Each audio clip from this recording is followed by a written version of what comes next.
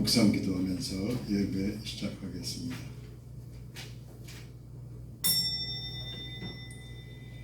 내 짐을 여호와께 맡기라.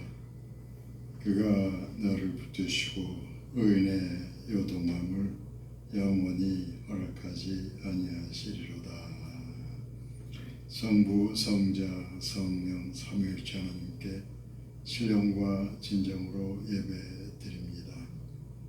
온 땅에 이제 추수의 절기에 아버지 하나님이시여 그 많은 백성들의 감사 찬송으로 영광을 받으시옵소서.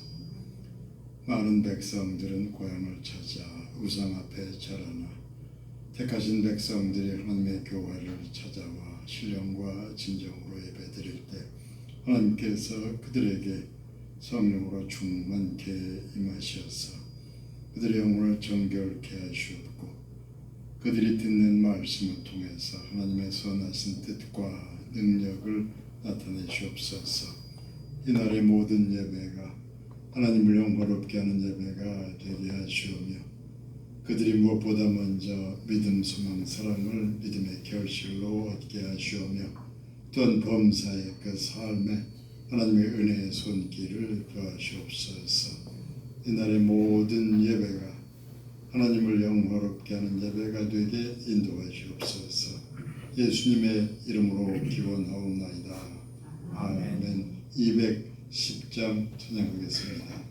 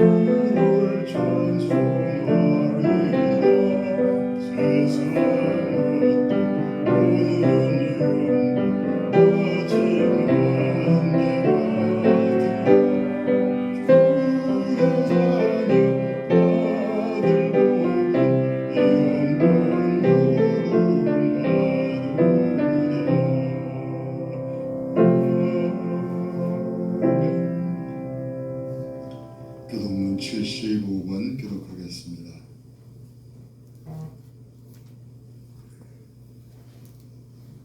그러므로 내가 너희에게 이르노니 목숨을 위하여 무엇을 먹을까 무엇을 마실까 몸을 위하여 무엇을 입을까 염려하지 말라. 목숨이 음식보다 중하지 아니하며 몸이 의복보다 중하지 아니하냐. 공중의 새를 보라. 심지도 않고 거두지도 않고 창고에 모아들이지도 아니하되 너희 중에 누가 아버지께서 기르시나니 너희는 이것들보다 귀하지 아니하냐. 너희 중에 누가 염려함으로 그 길을 한 자라도 더할 수 있겠느냐. 또 너희가 어찌 의복을 위하여 염려하느냐. 드레베카파가 어떻게 자라는가 생각하여 보라. 수고도 아니하고 길쌈도 아니하느니라. 그러므로 염려하여 이르기를 무엇을 먹을까 무엇을 마실까 무엇을 입을까 하지 말라. 이는 다 이방인들이 구하는 것이라. 너희 하늘 아버지께서 이 모든 것이 너희에게 있어야 할 줄을 아십니다. 그러즉 너희는 먼저 그의 나라와 그의 의를 구하라. 그리하면 이 모든 것을 너희에게 더하시리라. 아멘. 신앙 고백하겠습니다. 나는 전능하신 아버지 하나님 천지의 창조주를 믿습니다. 나는 그의 유일하신 아들 우리 주 예수 그리스도를 믿습니다. 그는 성령으로 잉태되어 동정녀 마리아에게서 나시고 본디오 빌라도에게 고난을 받아 십자가에 못 박혀 죽으시고 장사된 지 사흘 만에 죽은 자 가운데서 다시 살아나셨으며 하늘에 오르시어 전능하신 아버지 하나님 우편에 앉아 계시다가 거기로부터 살아있는 자와 죽은 자를 심판하러 오십니다. 나는 성령을 믿으며 거룩한 공교회와 성도의 교제와 죄를 용서받는 것과 몸의 부활과 영생을 믿습니다. 아멘. 324장 찬양하겠습니다.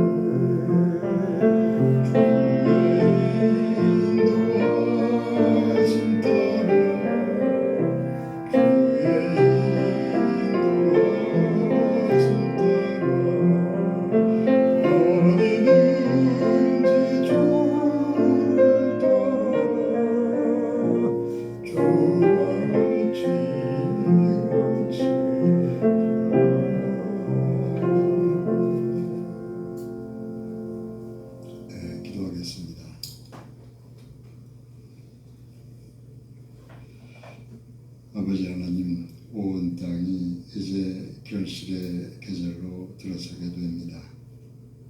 어려운 시대에도 하나님께서 주의 백성들을 지키사 이 시간까지 인도하신 그 은혜에 감사를 드립니다. 우리는 유리아는 아람 사람의 후손들이라고 고백했습니다. 그 믿음의 조상들의 고백이 오늘날 우리의 고백이 되게 하셔서 우리 영혼과 역시는 많은 유리방황하는 시대를 살아왔을 때 하나님께서 우리를 받으사 하나님의 백성이라 하셨고 부족한 우리가 드리는 예배를 통하여 영광을 받으심을 믿고 감사를 드립니다. 주의 백성들이 어려운 시대를 살아갈 믿음, 소망, 사랑을 새롭게 하도록 성령으로 충만케 역사하시옵소서. 저들의 심중에 여전히 남아있는 죄악의 본성된 어두운 뿌리를 주께서 하시오매 하나하나 치유하시고 새롭게 하시옵고 저들이 굳건히 다시 일어설 수 있도록 믿음을 새롭게 하시옵소서. 부족한 우리가 다시 일어설 수 있도록 새 힘을 주시고 저들이 마음으로부터 드리는 찬양과 예배를 통하여 하나님께서는 영광을 받으시옵소서. 이 결실의 절기에 많은 백성들은 우상 앞에 절할 때 하나님께서 친히 이 땅 위에 성령으로 임하셔서 하나하나 백성들을 돌이키게 하시고 온전히 하나님을 섬기는 백성들로 이제 변화시켜서 이 민족과 역사 앞에 주어진 많은 중차대한 과제 앞에 하나님의 구원의 손길을 지엄케 역사하시옵소서. 남북의 문제에 있어서 하나님의 크신 섭리를 보이셨고 세계사의 큰 변화 가운데 많은 강대한 나라들 가운데 위치한 이 나라가 어찌할지 하나님께서 이 민족에게 믿음과 사명을 새롭게 하시옵고 그 세계사의 미를 헤쳐갈 수 있도록 믿음과 지혜와 담대한 용기 또한 허락하시옵소서. 이 나라 교회 곳곳들마다 하나님께 드리는 모든 예배가 하나님을 영화롭게 하는 예배가 되게 하시옵소서. 또한 성령으로 충만케 역사하시옵소서. 예수님의 이름으로 기원하옵나이다.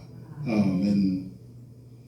성경 말씀 구약 성경의 사무엘상에서 16장 14절 또 시편 56편 11절 2절 읽어드리겠습니다. 사무엘상 16장 14절 여호와의 영이 사울에게서 떠나고 여호와께서 부리시는 악령이 그를 번뇌하게 한지라. 그 다음에 시편 56편 11절 내가 하나님을 의지하였은즉 두려워하지 아니하리니 사람이 내게 어찌하리까. 아멘. 찬양 순서 후에 말씀을 전하겠습니다.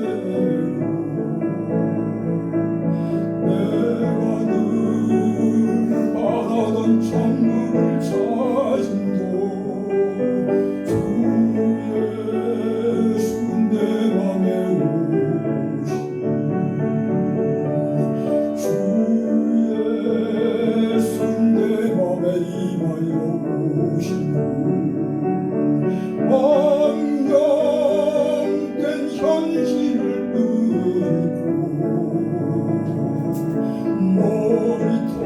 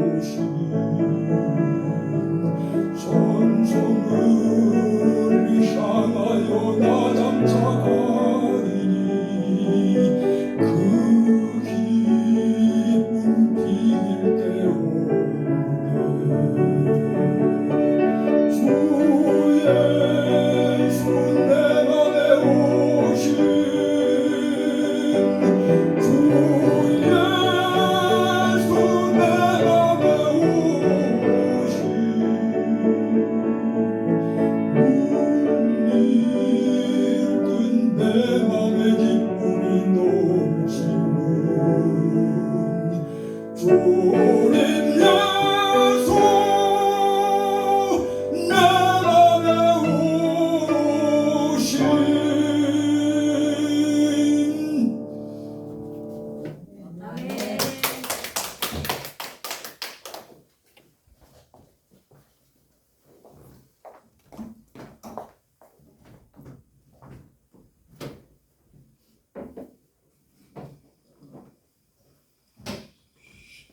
요즘은 세상 여러 나라 사정을 비교적 쉽게 알 수 있는 시대입니다. 중국이나 러시아가 인터넷을 통제하고 또 단속한다고 하는데 어느 만큼이야 가능하겠지만 그것도 한계가 있는 일입니다. 가끔 인터넷에서 이런 이야기를 들을 수 있습니다. 미국은 과연 건강한 나라인가 하는 이야기입니다. 중국이 내가 심각하다는 건 뭐 잘 알려진 사실인데 그런데 미국은 괜찮은 것인가? 미국의 국가 내적 문제가 만만치 않은 것 같은데 그들은 과연 괜찮은가? 그런 질문에 대해서 미국의 많은 학자들이 미국은 아직 건강하다고 대답합니다. 앞으로 한동안은 미국의 세계를 이끌게 될 거다. 뭐 그런 주장을 하는 겁니다. 그런 대답에 반론을 펴고 싶지는 않지만 충분히 신뢰하기는 어렵다는 생각이 들기도 합니다.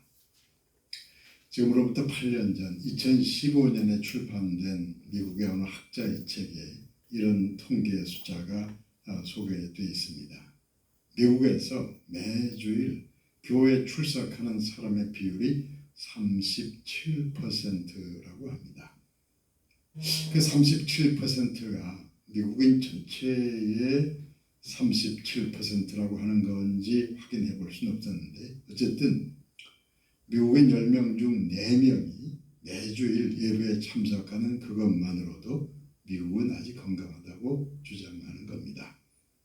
그들에게 많은 어려움이 있는 게 사실이지만 긍정적인 점이 충분히 있는 것도 사실이라 생각됩니다. 그 미국 사회가 건강한가 아닌가라는 질문에 대한 대답을 교회와 예배에 관련시켜서 그렇게 대답했다는 것도 그런 대로 긍정적인 것이라고 생각됩니다. 주일마다 교회를 찾아서 예배 드리는 것은 하나님 보시기에 아주 중요한 일입니다.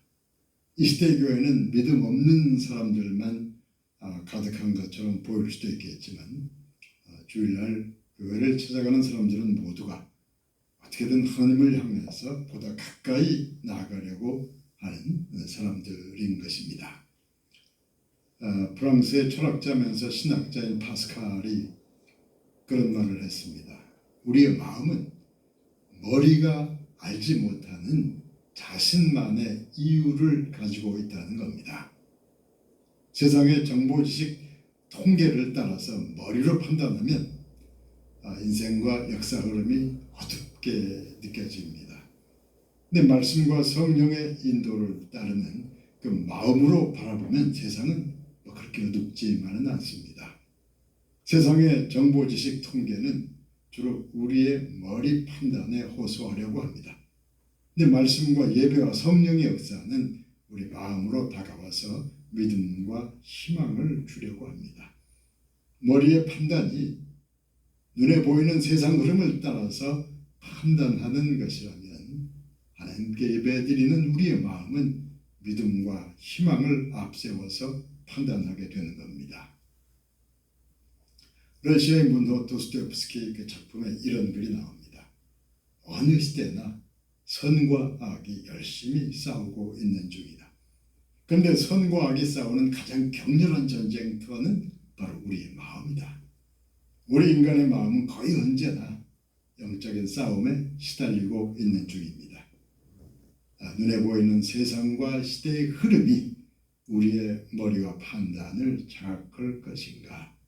아니면 마음으로 다가오는 하나님의 손길이 우리를 믿음과 희망으로 이끌어갈 것인가 하는 싸움이 끊임없이 진행 중에 있다는 말씀입니다. 근데 그 싸움에서 우리는 거의 언제나 패배하는 쪽에 가까울 것이라 짐작됩니다. 우리 마음엔 무엇이든지 들어올 수 있습니다. 희망과 용기가 들어올 수 있지만 그 반대로 절망과 좌절도 들어올 수 있습니다. 의심과 비판이 들어올 수 있지만 믿음과 신뢰도 들어올 수 있습니다. 미움과 분노와 증오가 들어올 수 있고 반대로 용서와 사랑도 들어올 수 있습니다. 근데 우리 인간은 거의 언제나 바람직하지 못한 것들을 먼저 너무 쉽게 받아들이려고 합니다. 누군가에 대해서 믿음을 가지기보다는 의심하는 일이 보다 더 쉽게 우리 마음으로 들어옵니다. 사랑하고 받아들이기보다는 의심하고 미워하는 일이 보다 더 쉽게 진행되는 것입니다. 주로 머리로 판단하면서 의심하는 일을 하는 사람과 그 반대편에 있는 사람을 비교하면서 생각해 봅시다. 이스라엘의 첫 임금은 사울인데 그 사울과 다윗 사이에서 이런 일이 일어나게 됩니다. 가나안 땅에 들어간 이스라엘 민족이 그 땅 이방 민족의 정치 제도를 따라서 왕을 세우게 됩니다. 그렇게 이스라엘 왕국을 세웠고 그렇게 해서 사울이 이스라엘의 첫 임금이 되었습니다. 처음에는 성령 충만한 사울 왕이 믿음으로 싸워서 블레셋 군대를 물리치기도 했습니다. 그런데 사울은 점차 믿음을 잃어가면서 권력자인 왕으로서 세상 권세에 빠져들게 됩니다. 그러는 동안에 하나님을 등지게 되었고 결국은 하나님께로부터 버림을 받게 되는 것입니다. 그런 사울에 대해서 사무엘상 16장 14절 이렇게 전하고 있습니다. 여호와 영이 사울에게서 떠나고 여호와께서 부리시는 악령이 그를 번뇌하게 한지라. 믿음을 잃은 사울에게서 하나님의 영이 떠났다고 합니다. 그리하여 사울은 악령에 사로잡히게 되고 악령에 사로잡힌 사울은 번뇌하며 살게 됩니다. 악령에 사로잡혀 번뇌하면서 살아가던 사울은 모든 걸 거꾸로 보기 시작합니다. 성령을 따라 믿음, 소망, 사랑이 충만할 때는 너무 소중한 사람들인데 악령에 붙잡힌 후에는 그 사람들 모두가 거꾸로 보이게 됩니다. 신뢰하고 사랑하면서 함께 살아갈 사람들인데 이제 그들은 위험한 원수로 보이게 됩니다. 사울에게 그렇게 보이는 그 대표적인 사람이 바로 다윗입니다. 다윗은 사울 왕을 위해서 생명을 걸고 싸워서 골리앗과 블레셋 군대를 물리쳤습니다. 그래서 사울은 다윗을 사위로 삼기도 했습니다. 그런데 악령에 붙들린 사울 왕에게 다윗은 반역자가 될 위험한 인물로 보였습니다. 그래서 사울은 어떻게든 다윗을 죽이려고 합니다. 악령에 사로잡힌 사울이 어두운 생각에 붙잡혀 살던 그 시기에 하나님께서는 선지자 사무엘로 해온 그 사울 이후에 왕이 될 사람을 선택하여 기름을 붓게 하셨습니다. 사무엘상 16장 1절은 이렇게 전하고 있습니다. 여호와께서 사울에게 이르시되 내가 이미 사울을 버려 이스라엘 왕이 되지 못하게 하였거늘 너는 불에 기름을 채워 가지고 가라. 내가 너를 베들레헴 사람 이새에게로 보내리니. 이새에게 보낸다는 것은 다윗의 가족으로 보낸다는 의미입니다. 그러니까 악령과 번뇌에 사로잡힌 그때부터 사울은 하나님께로부터 버림받은 셈입니다. 사울이 번뇌에 붙들려 있다는 것은 그 마음이 염려 근심으로 시달리며 살아간다는 의미가 됩니다. 믿음으로 바라볼 사람에 대해서 의심과 불신으로 바라보게 됩니다. 사랑하며 함께 살아갈 사람들에 대해서 미움과 증오로 바라보게 됩니다. 희망을 품고 살아갈 미래에 대해서는 좌절과 절망의 마음으로 바라보게 됩니다. 믿음, 소망, 사랑이 믿는 자의 마음이라면 의심, 증오, 절망은 번뇌하는 자의 마음인 것입니다. 하나님의 영을 잃어버리고 악령에 사로잡힌 사울은 주로 번뇌하며 살게 됩니다.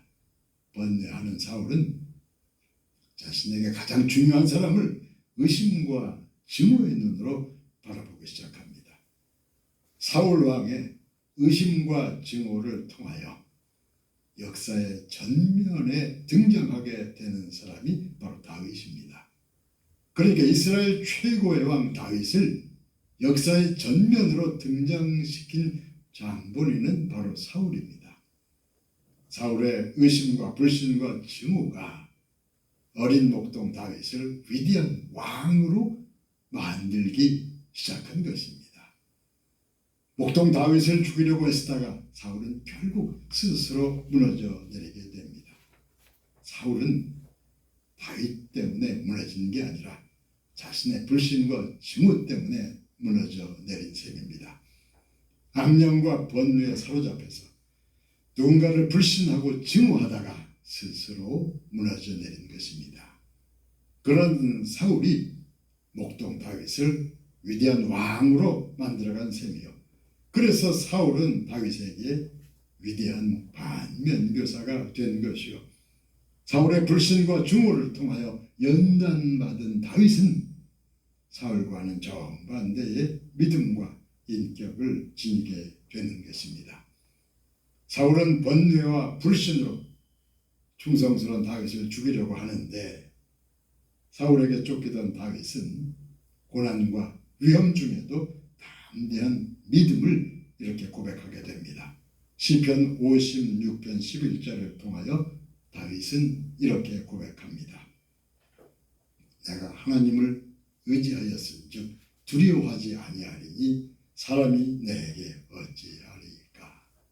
내가 하나님을 의지하고 하나님께서 나를 보호하시는데 내가 무엇을 두려워할 것인가. 그렇게 다윗은 자신의 믿음을 고백합니다. 그러니까 사울과 그 두려움이 결국은 다윗을 위대한 왕으로 키워낸 셈입니다. 우리 시대의 중국이나 러시아나 북한 모두가 그 사울 비슷한 사람들이 나라를 이끌어가고 있습니다. 불신과 의심과 분노, 증오, 그것이 그 나라들을 이끌어가는 통치 방법으로 보입니다. 그렇게 어둠이 깊어가는 동안에 그들은 그 다윗과 같은 누군가를 그들 안에서 키워가고 있을 듯합니다. 그러면 우리는 어떠한가? 이 나라의 대통령도 전임자의 의심과 불신과 연단을 통해서 역사의 전면에 등장한 것으로 보입니다. 그렇다고 해서 정치적인 이야기로 이 시간을 마치려는 건 아닙니다. 우리는 그렇게 하지 말자 하는 맥락에서 이 시간에 결론을 짓고자 하는 겁니다.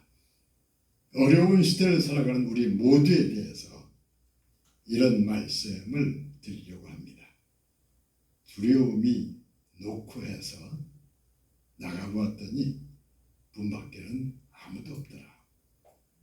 어려운 시대에 어려움을 두려워했는데 믿음과 희망을 품고 일어서서 나가보면 두려움은 사라지게 됩니다. 어려운 시대를 두려워할 필요가 없다는 말씀을 드리려는 것입니다.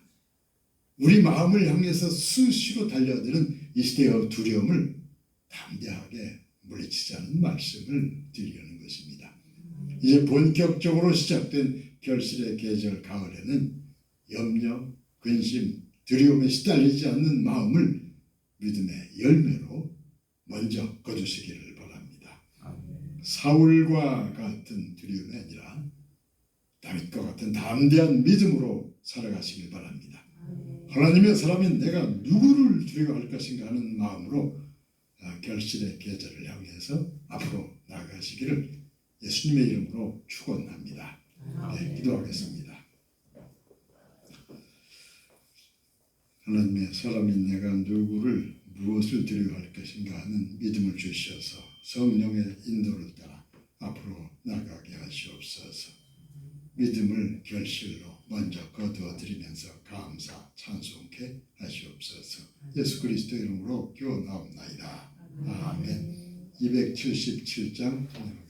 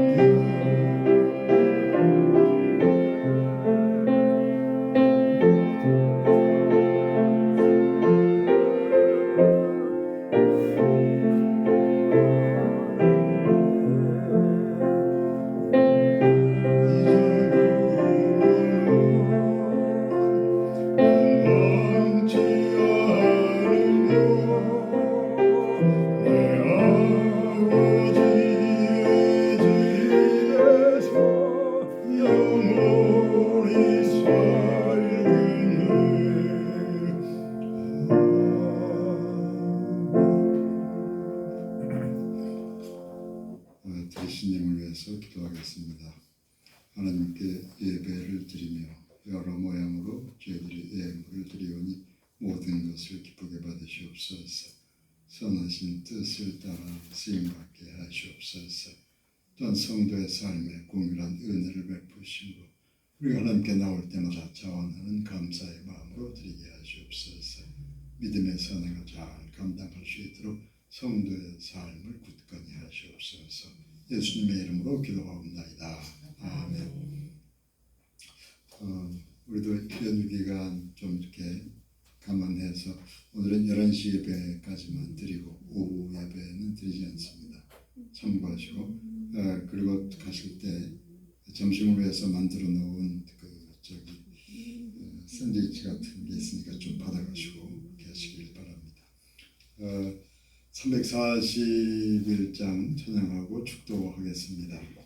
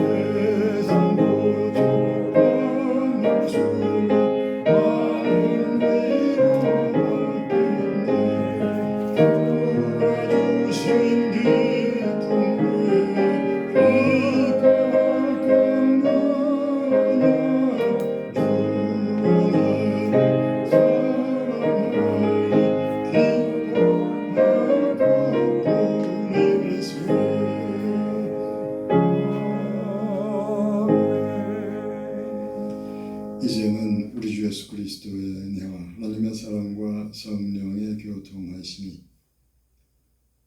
담대한 믿음으로 시대의 두려움을 물리치면서 하나님과 함께 결실의 계절로 나아가는 하나님의 백성들 모두의 머리 위에 이제부터 영원까지 함께 하옵시기를 간절히 축원하옵나이다.